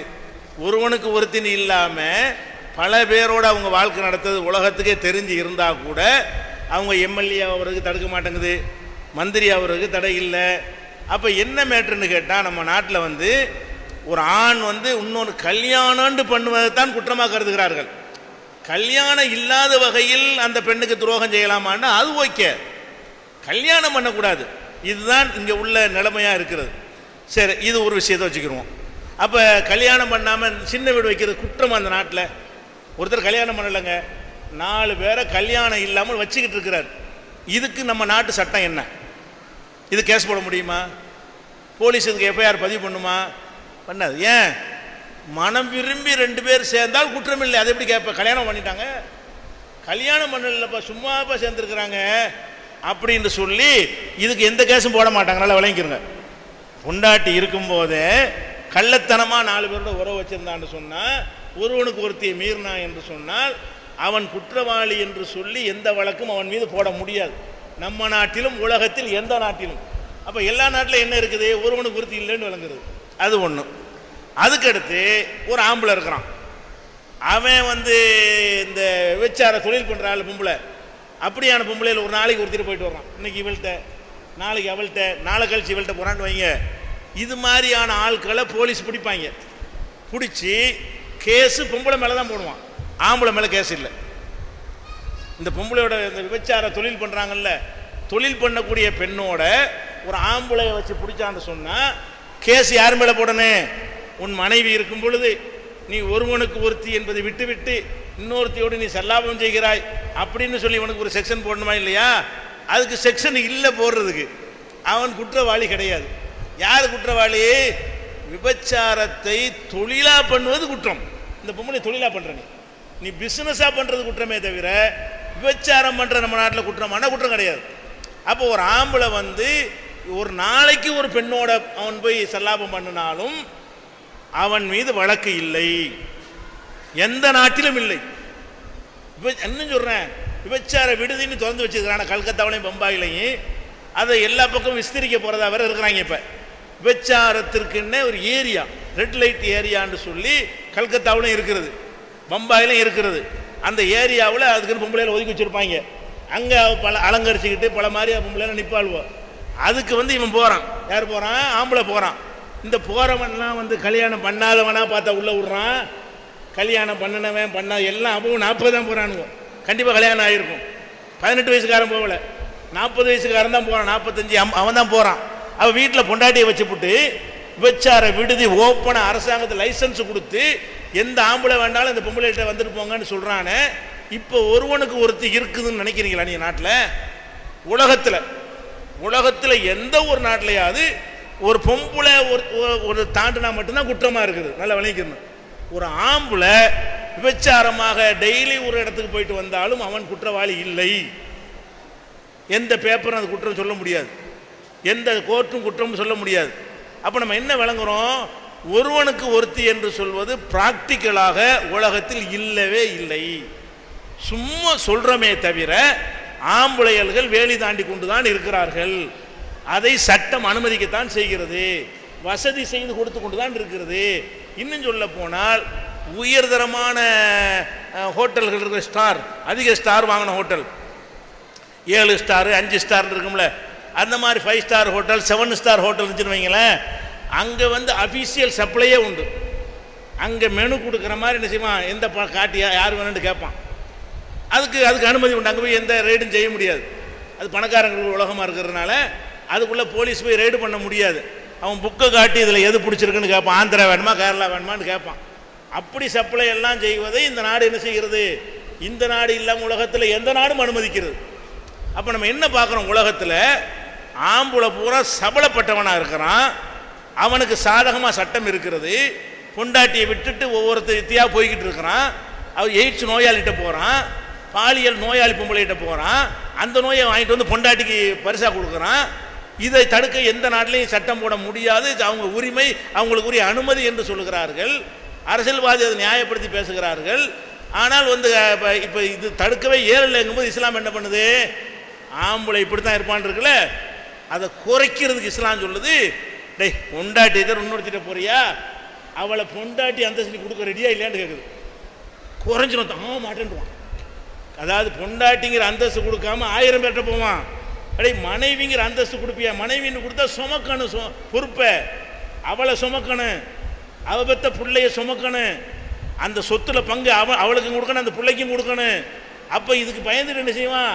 அதிகமான பெண்களை நாடக்கூடியவன் குறைஞ்சிருவான். இஸ்லாம் என்ன பண்ணுது? ஒரு பெண்ணை வச்சிருக்கிற, அவளோட வாழ்க்கை நடத்து, முடியலை கெட்டு தான் நாசமாக போவேங்கிறியா? கல்யாணம் பண்ணிட்டு போடா. இதுக்கட வப்பாட்டி வச்சுக்கிட்டு கண்ட பொம்பளைட்டையும் போயிட்டு நோயை வாங்கிட்டு வந்து இவளையும் நாசமாக்குற. ஒருத்தியோட வாழு, அது நல்லது. அதுக்கு முயற்சி பண்ணு. அது முடியலை, மனைவி சரியில்லை, வேற ஒத்து வரல, ஏதோ ஒரு விஷயம் ஆயிடுச்சு, ஏஜ் டிஃபரெண்ட் இருக்குது, இப்படி ஏதோ ஒரு பல காரணங்கள்னால தேவைன்னு வந்தால் நீ வேலி தாண்டி தானே போற. இஸ்லாம் என்ன செய்யுது? அப்படி விட மாட்டோம். அவளோடைய சந்தோஷம் அனுபவிக்கிறல பொண்டாட்டின்னு சொல்லுவியா? ஊரறிய சொல்லுவியா? உலகறிய சொல்லுவியா? அவளுக்கு பெற பிள்ளை ஓம்புலன்னு ஏற்றுக்கிருவியா? அப்பதான் அனுமதிப்போன்னு இஸ்லாம் சொல்லுது. இந்த ரெண்டில் எது நல்லது? அதாவது இவன் போய்கிட்டு ஒரு போக பொருள் மாதிரி பொம்பளை அனுபவிச்சு விட்டு அவளுக்கு எந்த உரிமையும் இல்லாமல் 500 ரூபா 1000 ரூபா கையில் கொடுத்துட்டு ஓடி போறானா? இது நல்லதா? இப்படி இருந்தால் நிறைய பேரை நாசமாக போவானா? இப்படி இருந்தால் தாண்ட மாட்டான். அம்மாடி மனைவி விட்டு இன்னொருத்தியை பிறந்தா கல்யாணம் பண்ணி வச்சு விடுவாங்க. கல்யாணம் பண்ணி அவளையும் சுமக்கணும், அவளுக்கும் சோறு போடணும், அவளுக்கு வீடு கொடுக்கணும், அவளுக்கு ட்ரெஸ் எடுத்து கொடுக்கணும், அவள் பிள்ளைக்கு நம்ம பராமரிப்பு செய்யணும். இது வேணாம்டான்டுவான். அதனால தான் நம்ம நாட்டில் ஒரு புள்ளி விவரம் எடுக்கிறான். ஒன்றுக்கு மேற்பட்ட பெண்களோடு வாழக்கூடியவர்களில் முஸ்லீம்களை விட முஸ்லீம் அல்லாதவர்கள் 70% கூட இருக்கிறார்கள். இதுக்கு ஆதாரத்தோடு உங்களுக்கு இஸ்லாம பெண்கள் உரிமை பறிக்கிறதான்னு புக்கு போட்டுருக்குறோம். அதில் அவ்வளோ புள்ளி விவரம் கொடுத்துருக்குறோம். ஏன் முஸ்லீம் கல்யாணம் பண்ணால் மட்டும்தான் இதை செய்கிறான்? நான் கேட்குறேன், இங்கே இருக்கக்கூடிய முஸ்லீம்களில் 4 கல்யாணம் பண்ணால் கைத்துக்கும் வைப்போம். புத்தரும் இல்லை, சட்டத்தில் இருக்குது. எவன் பண்ணுவான்? கல்யாணம்னு பண்ண அனுமதி பண்ணுவான எப்படி முடியுங்க? 2க்கு சோறு கொடுக்க முடியுமா அவனுக்கு? அது சுமக்க இயலுமா? சொத்துல பங்கு கொடுக்க இயலுமா?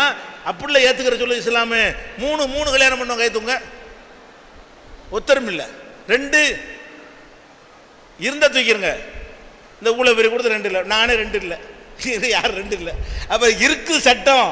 நாங்கள் என்ன செய்கிறோம், அடை இந்த மனைவி பத்தில் இன்னொன்று வேணும்னா கல்யாணம் பண்ண சொல்கிறாங்க, நமக்கு சுட்டா அது பேசாமல் இருந்துக்கடா, உன்னோட போதும்னு ஆக்கிறதுக்கு தான் சட்டம். நல்லா விளங்கிக்கணும். உன்னோடையே முடிஞ்ச அளவுக்கு நிப்பாட்டுறதுக்கு தான் இந்த சட்டம். இந்த சட்டம் போடலைன்னு சொன்னால் தினசரி ஒரு பொம்பளை போவான், போய்கிட்டு இருக்கிறான். நீங்கள் பஸ் ஸ்டாண்டில் போய் பாருங்கள், திருச்சி பஸ் ஸ்டாண்டில் பார்க்கணும், காரைக்குடி பஸ் ஸ்டாண்டில் பாருங்கள், பொம்பளையா நிற்பா ஆம்பளையா நிற்கிறான், கூப்பிட்றானா போகிறாளா, அதுக்குன்னு லாட்ஜெலாம் இருக்கா, அதுக்கு என்ன சட்டம் நம்ம நாட்டில், அவன் மீது என்ன தண்டனை? சும்மா ஒருத்தனுக்கு ஒருத்தனை நடக்குமா, ப்ராக்டிக்கலாக நடக்குமா? அப்போ இஸ்லாம் என்ன பண்ணுதுன்னா ஒரு மனைவியோடு தான் வாழ சொல்லுகிறது. நேர்மையாக நடக்காவிட்டால் மறுமையில் கடுமையான குற்றவாளியாக வருவான் என்று சொல்லுகிறது. அடை ஏழலை உனக்கு அப்படியான அவசியமும் நிர்பந்தமும் ஏற்பட்டு விட்டது என்று சொன்னால் இன்னொருத்தியை நாடுறதா இருந்தால் பொண்டாட்டின்னு சொல்லி நாடுவியா என்று கேட்குது. மாட்டேன்னு உட்காந்துடும், அம்மாடி வேணான்றான். எது நல்லதுன்னு யோசிச்சு பாருங்க. 2 எது நல்லது? ஒன்றுக்கு மேற்பட்ட திருமணம் செய்யுங்கன்னு பயங்காட்டி நிப்பாட்டி வைக்கிறோமே அது நல்லதா? ஒன்றை கல்யாணம் பண்ணிக்க, மற்ற செட்டப்பை வச்சுக்க, அது நல்லதா? இதுதான் மேட்டு. சரியா? Allah